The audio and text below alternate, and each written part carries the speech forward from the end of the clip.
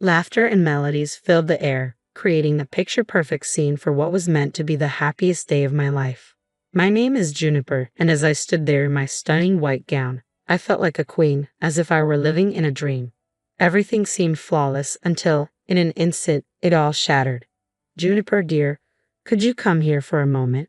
My mother-in-law's voice cut through the joyful atmosphere like a knife, sharp and more commanding than a request. I exchanged a quick smile with my friend and excused myself, sensing something was off in the way my mother-in-law stood, rigid and tense.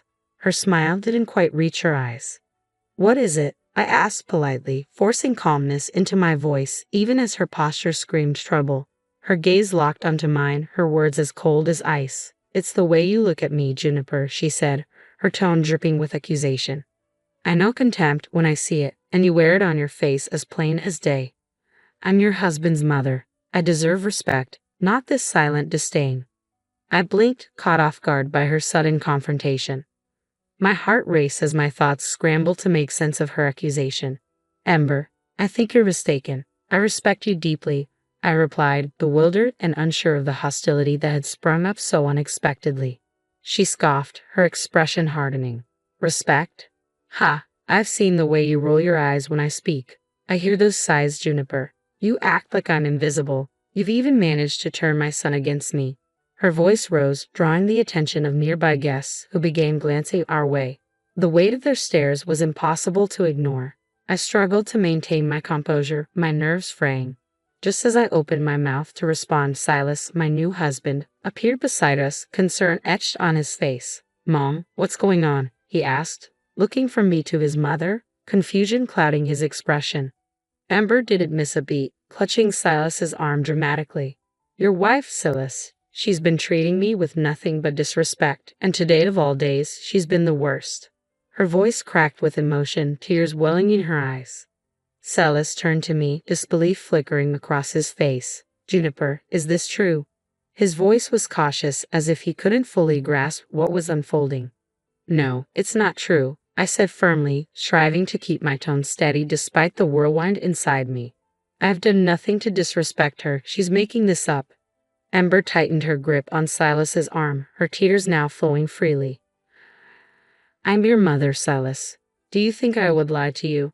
she cried, her voice trembling with a mix of anger and heartbreak. Silas's expression shifted, concern morphing into something darker, something I had never seen before. In a swift, shocking movement, he reached down, removed his shoe, and struck me on the head with it. The sound echoed through the stunned silence of the room, freezing me in place. My hand flew instinctively to my scalp, which now throbbed from the impact. Gasps rippled through the crowd, but no one moved. I stood there, motionless, a storm of emotions crashing within me, shock, hurt, betrayal, and anger swirling all at once. For a moment, I was at a loss for words. "How could you?" I whispered, the question not just for Silas but for the universe itself, a plea for understanding. How had things spiraled so far out of control? Realizing what he had done, Silas stammered, "Juniper, I didn't mean it. I was just—" I cut him off, my voice steady despite the tears welling in my eyes. "No, Silas, you've shown me exactly who you are." The sting from his blow paled in comparison to the heartbreak of knowing that the man I had married was capable of such cruelty. Turning away from him and his mother, I faced the guests, many still staring in stunned silence. "I'm sorry you had to witness this," I said, holding my head high despite the chaos swirling within me. "Please enjoy the celebration. I just need a moment alone." Without waiting for anyone to respond, I walked away, my heart heavy with the weight of what had just happened. The music had stopped, and the joyful atmosphere that once filled the room had evaporated, leaving only awkward silence and hushed whispers in its wake. I stepped outside, craving the moment away from the noise and chaos. The cool air hit my skin, grounding me even as my thoughts raced uncontrollably. How had everything gone so wrong? Just moments earlier, I had felt happiness, believing I was beginning a beautiful new chapter in my life. Now, it seemed that chapter had ended before it even began.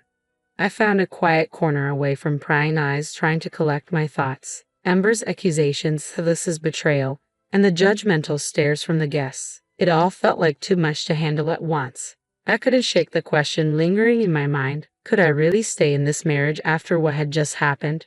Could I trust Celis again? Tears stunned my eyes, but I fought them back. Crying wasn't going to solve anything, and I refused to let this moment break me. I needed time to think, to process, and most importantly, to decide how I wanted to move forward. One thing was clear: this was a turning point. My perfect day, the dream I had held onto, was gone, replaced by something darker and far more difficult to face. Deep down, I knew I couldn't return to how things were. I had to figure out my next step, even if that meant doing it alone. As I made my way back toward the bridal suite, I could hear whispers trailing behind me, swirling like an unwanted shadow. But I refused to let them weigh me down. I kept my head held high, knowing this wasn't the end for me. No, it was the beginning of something new. Once I reached the privacy of the suite, I allowed the emotions I had been holding back to surface. The tears came, but they weren't just tears of pain. They were also tears of resolve. I wouldn't let this moment define me. I wasn't going to be a victim. Instead, I would rise above it. A plan began to take shape in my mind, clear and unshakable. I wasn't going to let Silas and his mother get away with what they had done. The first step was to gather evidence, proof of how they had treated me, proof that no one could deny. I knew exactly who to call: Roman, a private investigator with a reputation for being both discreet and relentless. He was just the person I needed. With him on my side, I would uncover the truth, no matter how deeply it was buried. I reached out to Roman without hesitation, confident he was the only one capable of helping me with such a delicate situation. His reputation for thoroughness made him the perfect choice. "Roman, I need your help," I told him, trying to keep my voice steady. "My husband, Silas, and his mother haven't exactly been kind to me, and I need proof of their behavior." He listened carefully, his voice calm and professional as always. "What kind of evidence are we looking for?" he asked, showing no hint of surprise. "Anything that shows a pattern," I replied, feeling a surge of determination. I explained that the abuse could take many forms: emotional, financial, or even legal. Anything that could help prove what they had been doing. "Understood," he replied without hesitation. "I'll start with surveillance and a background check. I'll dig into their history, their finances, everything. You'll get the evidence you need." With Roman on my side, I felt a spark of control ignite within me. For the first time in days, I had a plan. From that moment on, I began documenting every interaction I had with Silas and his mother, every conversation, every phone call. I needed to gather all the evidence I could. I wasn't leaving anything to chance. In the midst of the storm, my best friend Lilia became my lifeline. She had been there for me through thick and thin, her unwavering support giving me the strength to keep going. "Lilia, I don't know how I'd get through this without you," I admitted one day, feeling overwhelmed by the weight of it all. She placed a reassuring hand on my shoulder. "You're not alone, Juniper. I'm here no matter what, so tell me your plans." I explained everything to her, from gathering evidence with Roman to my desire to expose Silas and his mother for who they truly were. Lilia's expression darkened with concern. "Juniper, be careful," she warned. "They're not going to see this coming, and when they do, they'll be furious." "I know," I said with a determined nod, "but I can't let them get away with this." Over the next few weeks, the pieces of the puzzle started to fall into place. The phone recordings revealed how Silas's tone often shifted from cold to demeaning, his words dripping with subtle threats. Meanwhile, Roman uncovered alarming financial documents that showed just how much control Ember had over Silas's assets. Some transactions seemed shady, hinting at possible fraud lurking between the lines. One evening, Lilia and I sat together, combing through the growing pile of evidence. As we flipped through bank statements and emails, something jumped out at me. "Lilia, look at this," I whispered, pointing to a series of suspicious transfers. "They're moving large sums of money. Where is it all going?" Lilia leaned closer, scanning the emails. "It sounds like they're planning something, but we don't know what yet. We need to connect the dots." I muttered to myself, feeling the weight of everything slowly closing in. This wasn't just about emotional abuse anymore. There was a much larger scheme unfolding beneath the surface. Lilia's eyes widened. "Juniper, this is bigger than we thought," she whispered, her voice laced with both excitement and fear. The more I uncovered, the clearer it became that Silas and his mother were hiding something serious, something illegal. They weren't just toxic, They were entangled in a web of lies and manipulation that surpassed anything I had imagined. With each passing day, my determination grew stronger. I wasn't merely gathering evidence for myself. I was exposing a story of betrayal, deceit, and crime. Silas and his mother had spent years weaving this elaborate web, but now I had the power to unravel it. One day, as I reviewed the documents again, the truth struck me like a bolt of lightning. "Lilia, I think they're embezzling funds from Silas's company," I whispered, my heart racing. "These documents are incriminating." Lilia's expression turned serious. "Juniper, this is dangerous," she cautioned quietly. "You need to be careful. They're not going to take kindly to being exposed." "I know," I replied, feeling a mix of fear and determination, "but I can't back down now. There's too much at stake." This wasn't just about their cruel behavior toward me. It was about something far more serious. I had everything I needed to make a move, and it was time to act. The moment had come to take control of my life and ensure they faced the consequences of their actions. "Lilia," I said, my voice steady despite the storm brewing inside me. "I'm going to expose them publicly," I declared. Lilia hesitated, fully aware of the risks involved. "Juniper, that's risky. You're playing with fire." But she added, "If anyone can do this, it's you." With Lilia's support and the evidence securely in my hands, I felt stronger than ever. I wasn't just fighting for my own justice. I was ensuring that Silas and his mother would be held accountable for everything they had done. It was time to bring the truth into the light.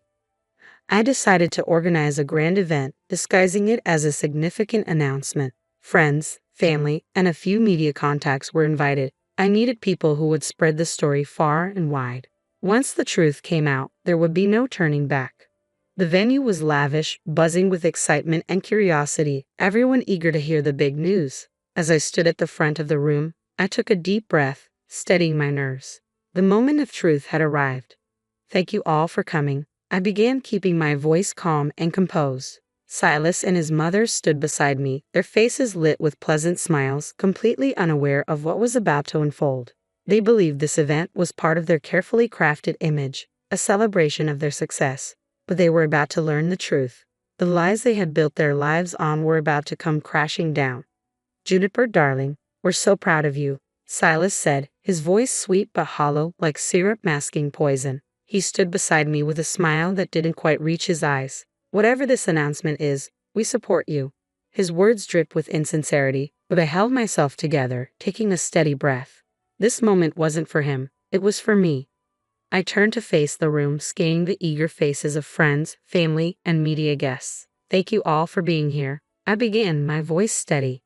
"I've gathered everyone here today to share some important truths about my marriage and the Brown family." Amber's smile faltered, her confidence slipping as uncertainty flickered in her eyes. "Truths," she repeated, her voice shaky with disbelief and fear. "Juniper, what do you mean?" I met her gaze without hesitation. "I mean the abuse, the lies, and the illegal activities that have been hidden beneath the surface." My voice grew stronger with each word, and a tense silence fell over the room as the crowd hung on my every syllable. Silas's face turned crimson, his barely contained rage bubbling just beneath the surface. "Juniper, have you lost your mind?" he hissed through clenched teeth, his fists tightening at his sides. "Quite the opposite, Silas," I replied with eerie calm. "I've never been more clear-headed, and I've never been more sure of what I need to do." With that, I gestured toward the large screen behind me. "Exhibit A," I announced. A video began to play, showcasing one of Silas's many abusive rants. His cruel, angry voice echoed throughout the room, and a wave of gasps rippled through the crowd. I watched as Ember's face drained of color, her hands trembling as she clutched the edge of the podium. "This is only the beginning," I continued, holding up a thick folder brimming with incriminating documents. "Here are financial records, evidence of fraud, embezzlement, and lies. Everything you see here proves what's really been going on." Silas stepped forward, panic flashing in his eyes. "You can't do this, Juniper," he shouted, his voice caught between anger and desperation. "You're ruining everything." I met his gaze without blinking. "I'm not ruining anything, Silas. I'm exposing the truth that everyone here deserves to know." Cameras clicked furiously as reporters captured the unfolding drama, while Ember's composed facade shattered. her confidence crumbling under the weight of the revelations. "Juniper, please," she whispered, her voice now desperate. "Let's talk about this privately. There's no need for this public spectacle." I shook my head firmly. "No, Ember. There will be no more private discussions. The time for hiding is over." As I continued to present the evidence, the reactions in the room varied. Some guests looked horrified, others whispered among themselves, and a few simply shook their heads in disbelief. Silas and Ember stood frozen, the masks of respectability they had worn for years now shattered, exposing the truth beneath. "This is my story," I declared, addressing the room with unwavering resolve. "A story of surviving abuse, standing against injustice, and reclaiming my life. I refuse to be a victim any longer."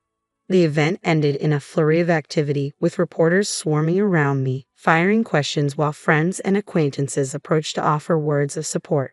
I had done it. I had exposed the truth, standing strong in the face of fear and humiliation. But I knew this was only the beginning. There was still one final battle ahead. The courtroom would be the next step, where everything would reach its conclusion. As I sat in that stark, imposing room, nerves and determination coursed through me. My lawyer sat beside me, confident and prepared to fight for justice. Across the courtroom, Silas and Ember appeared uneasy, their once confident expressions replaced by visible anxiety. The trial began, and my lawyer wasted no time. "Your Honor," he began, his voice steady and authoritative, "we are here today not only to seek a divorce but to bring to light years of emotional and financial abuse that my client, Juniper, has endured." From across the room, Silas leaned toward me, his eyes sharp and desperate. "Juniper, you can't win this," he whispered, his voice low and venomous. "You're taking things too far." I met his gaze with a calm but firm expression. "This isn't about winning, Silas. It's about justice. It's about showing everyone who you really are." The trial pressed on as my lawyer presented the evidence with meticulous precision. He played recordings of Silas's cruel words, displayed financial records exposing fraudulent activities, and painted a vivid picture of the manipulation I had endured. Ember, visibly rattled, attempted to defend herself. "Your Honor, this is all just a misunderstanding," she stammered, her voice weak and unconvincing. "Juniper is exaggerating. This has been blown way out of proportion." I looked her in the eye, my voice steady and unwavering. "Exaggerating? The evidence speaks for itself. You can't hide from the truth anymore." The judge reviewed everything carefully, taking time to analyze the documents, testimonies, and facts presented.